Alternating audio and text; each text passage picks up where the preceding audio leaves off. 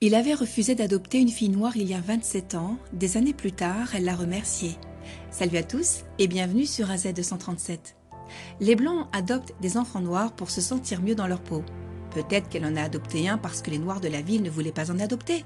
Quelle différence cela fait-il de savoir de quelle race ils sont? Un couple blanc avait déjà 2 enfants lorsqu'il a choisi d'agrandir leur famille en adoptant un autre. Ils se sont rendus compte que bien plus tard qu'ils allaient adopter un enfant noir. Le couple a rapidement été contraint de prendre une décision difficile. Regardons leur histoire. Mais avant de commencer, voici la question du jour. Je suis très léger, mais pourtant ni la magie d'une fée ni la force d'un géant ne peuvent me porter. Qui suis-je? Donnez-nous votre réponse dans les commentaires. La réponse exacte vous sera donnée à la fin de la vidéo. N'hésitez pas à liker la vidéo pour nous encourager. Et si vous êtes nouveau sur la chaîne, abonnez-vous et activez la cloche de notification pour ne manquer aucune de nos prochaines vidéos. En tant qu'êtres humains, nous sommes tous curieux à un moment ou à un autre de notre vie. Chaque jour, notre curiosité nous pousse à poser plusieurs questions. Nous découvrons fréquemment des réponses à la majorité de nos interrogations, mais certaines restent sans réponse. Parfois, les gens passent toute leur vie à chercher des solutions à des questions qui les ont tracassés toute leur vie. Ils ne doutent pas que les réponses se trouvent juste à côté. L'amour a un langage global qui peut être compris sans avoir besoin de mots. Au contraire, si nous avons un cœur qui ressent et se soucie des autres, nous serons en mesure de faire l'expérience de l'amour sous une forme ou une autre. Les parents enseignent souvent à leurs enfants le concept de l'amour véritable et réconfortant. Un petit Polaroid de ma famille pris sur un marché aux puces à Denver, Colorado, au début des années 1990.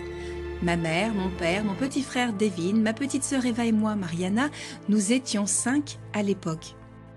Nous sommes tous devant un stand où l'on peut lire « Considérer l'adoption d'un animal ». Mon père avait un boa constrictor enroulé autour de son cou et nous nous sommes tous battus en sa présence. Eva sourit comme une diva dans le creux de son bras droit, ma mère portant un chapeau de soleil rose délavé, tenant Devon dans un bras et la queue du serpent dans l'autre, et moi je suis à l'extérieur, terrifiée, agrippée à l'extrémité de la queue du serpent. L'image est d'abord amusante, reflétant parfaitement notre dynamique familiale. C'est une image de famille tout à fait américaine, à un détail près. Mes parents et Eva ont le même teint blanc, mais Devon a les cheveux bouclés et un teint de beurre de cacahuète. Et moi, avec une touffe de cheveux sur le dessus de ma tête, j'ai le teint d'une écorce humide. Voici ma famille d'adoption, un groupe de personnes diverses qui sont bruyantes, enthousiastes et obstinées. J'ai quitté l'école en Californie, un nouvel emploi à New York et maintenant le Michigan où je réside. J'essayais d'être à la hauteur de l'affirmation de mes parents, selon laquelle la couleur ne comptait pas dans leur famille. J'étais leur bébé et ils m'aimaient comme si j'étais le leur, et je ne doute pas de leur affection. Il y a de l'amour dans ce récit, mais il y a aussi du calme et de la souffrance autour d'une vérité évidente. Nous sommes différents. Ma peau foncée en est un témoignage. Qu'est-ce qui pourrait être plus américain que de se taire et de sourire devant la caméra ? Maintenant que j'ai la trentaine, je vois cette photo de ma famille sur mon réfrigérateur et elle suscite en moi toute une série de sentiments. Mon corps se dresse légèrement à l'écart du reste de ma famille, couvert d'ombre, effrayé et non engagé, mes yeux pleins de terreur se demandant où regarder. Je comprends qu'il est normal de s'interroger sur ses racines et de se regarder dans le miroir.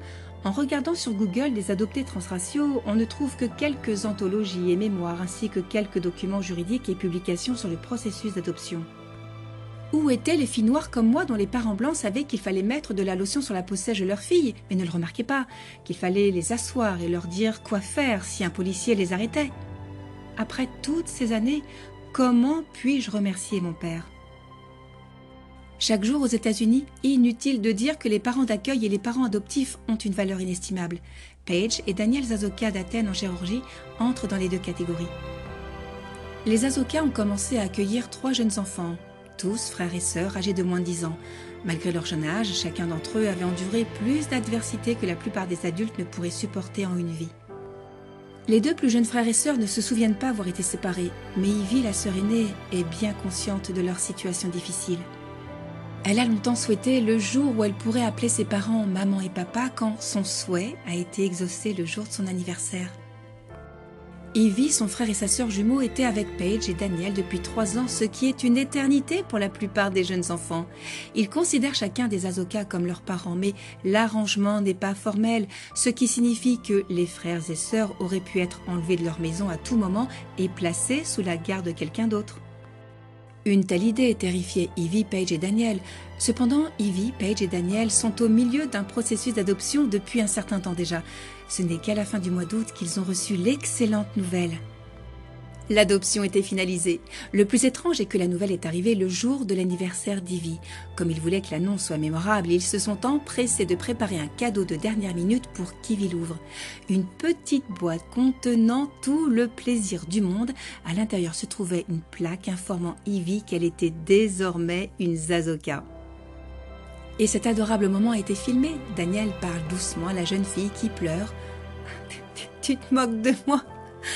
Dieu est bien trop généreux. » Paige informe son enfant qu'elle a toujours espéré pouvoir l'adopter. Et nous avons découvert que cela allait se produire le jour de son anniversaire. Le timing de Dieu était impeccable. Sur une période de 3 ans, nos enfants ont passé 1128 jours en famille d'accueil. Vivre dans une telle incertitude est vraiment difficile pour les enfants.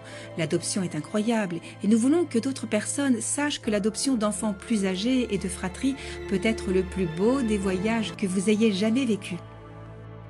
Le poids était visiblement enlevé des épaules d'Ivy, qui sait que le moment qu'elle attendait depuis des années est enfin arrivé. Cela va être ma vidéo préférée de tous les temps. Paige a commenté sur Facebook après avoir publié la vidéo.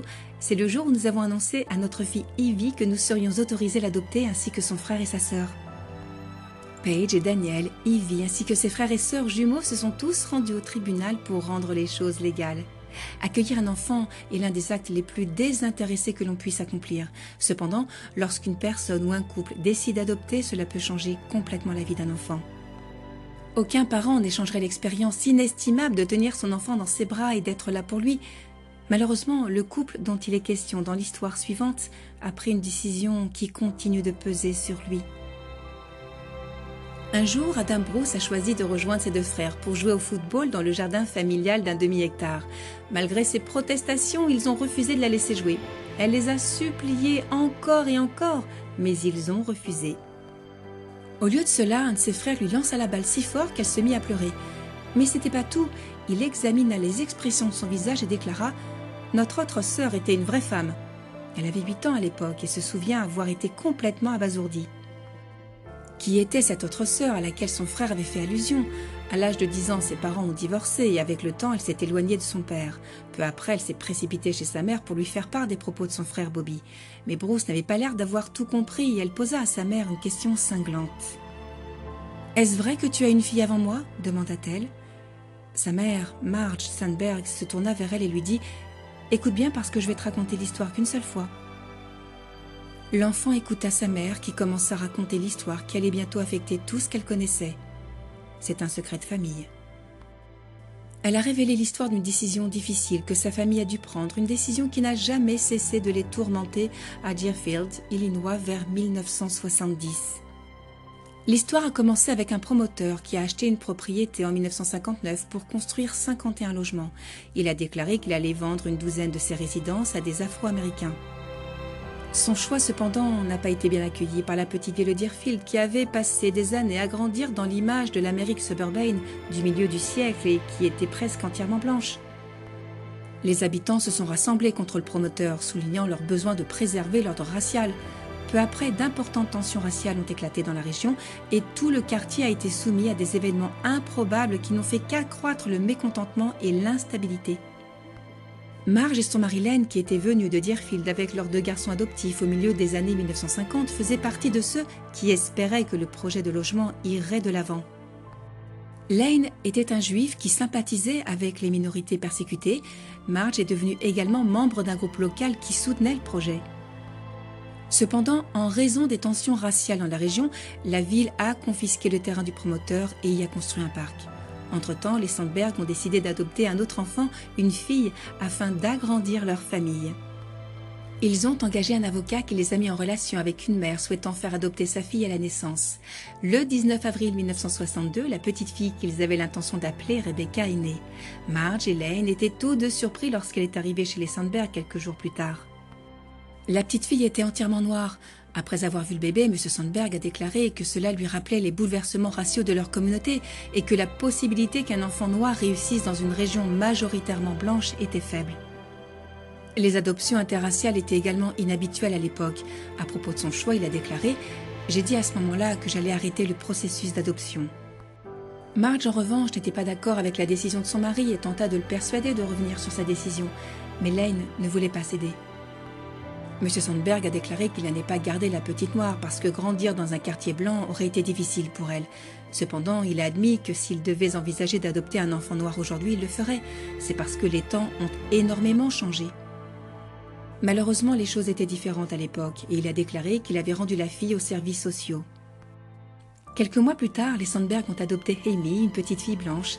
Marge et Lane sont devenus rapidement les parents de leur fille, mais ils n'ont jamais oublié la petite fille noire qu'ils avaient été obligés de rendre. Madame Sandberg est décédée d'un cancer en 1997, mais elle a conservé des extraits de son journal intime dans lesquels elle déclarait penser à la petite fille chaque année en avril, le mois de son anniversaire. Marge et son mari ont fini par se séparer et la famille n'a jamais mentionné ce qui s'est passé. Bruce, la fille blanche du couple Sandberg, s'est mariée et s'est vu rappeler le secret de famille en 2012 après que Trayvon Martin, un adolescent noir, ait été tué par un gardien en Floride. Ainsi, après avoir été diplômée de l'université de George Washington et avoir tâté de la politique, de l'éducation, des ONG et des médias, elle est partie à la recherche de la sœur qu'elle n'a jamais eue. Après avoir passé au peigne fin des documents d'adoption et de naissance de l'Illinois et fait quelques recherches en ligne, Bruce a découvert la petite fille adoptée de ses parents, Angel Kimberly Smith, en 2015. Cependant, l'entretien ne s'est pas déroulé comme elle l'avait espéré. Angel avait été adoptée par un couple noir aimant, Harry et Ruth Smith. Son père avait une papeterie, tandis que sa mère était un parent au foyer. Elle a grandi dans un quartier noir de la classe moyenne du South Side de Chicago et a fréquenté un lycée privé. Lorsqu'elle a eu 8 ans, son père est mort d'une crise cardiaque et sa mère a repris la gestion de la papeterie. « J'ai été élevée par des personnes qui m'aimaient sincèrement et qui voulaient vraiment que je devienne adulte », a déclaré Angel. Elle s'est installée à Los Angeles après avoir traversé une période difficile de sa vie. Elle a obtenu un diplôme d'associée puis a commencé à travailler sur sa licence et sa maîtrise avant de devenir conseillère. Elle a également cherché ses parents biologiques, mais n'a pas pu les retrouver pendant cette période difficile. Bruce, quant à elle, a déclaré avoir traversé des moments difficiles, bien qu'elle ait grandi dans une famille blanche aisée, qu'elle ait assisté à des fêtes luxueuses et qu'elle soit partie en vacances à l'étranger. Ses parents ont divorcé lorsqu'elle avait 10 ans et elle s'est éloignée de son père au fil du temps. Lorsqu'elle a découvert Angel et que les deux femmes, toutes deux âgées de 55 ans, ont fini par se livrer, Angel a déclaré qu'elle était à un stade de sa vie où elle pouvait tout gérer. Elle a également dit à Bruce qu'elle n'avait pas de pensée dure envers les Sandberg et qu'elle était heureuse de son existence. Angel a révélé que la seule fois où elle a vu M. Sandberg, c'était dans un restaurant en Californie où ils se sont embrassés. « Merci beaucoup », dit Angel à l'oreille de Sandberg qui lui demanda pourquoi elle l'avait remercié. Avec un sourire sur le visage, Angel a dit « Je ne sais pas si vous avez lutté avec cela à travers les engrenages, mais vous avez fait le bon choix. » Quand Angel a fini de parler, elle a remarqué qu'une vague de soulagement a envahi Sandberg. « J'ai été témoin de 50 ans de remords et d'humiliation qui l'ont quitté », a ajouté Angel. Quelle est votre opinion au sujet de cette histoire? Dites-le nous dans les commentaires. Et maintenant, la réponse à la question du jour, l'air. Bravo à tous ceux qui ont trouvé la bonne réponse. Nous voici arrivés au terme de cette vidéo. Merci de l'avoir regardée jusqu'à la fin. Surtout, n'oubliez pas de la liker et la partager autour de vous. À très bientôt sur AZ237.